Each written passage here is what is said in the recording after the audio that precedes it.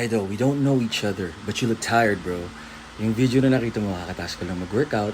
45 minutes, talagang intense workout. Tapos 40 minutes cardio. Tapos fasted pa ako. So, thank you. Na-appreciate comment mo. Reading your comment questions, I would like to ask when is the right time or proper intake ng protein supplement. Consider mo siya as meal replacement. Pag hindi mo ma-hit yung 20 grams protein per meal, protein shake.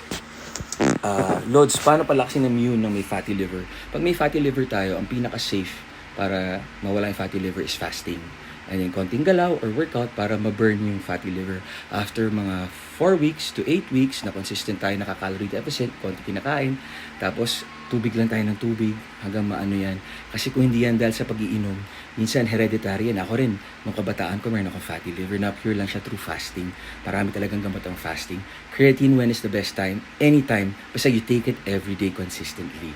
Tama kayo, mali ako, not your doctor. Do what works for you. Happy, healthy.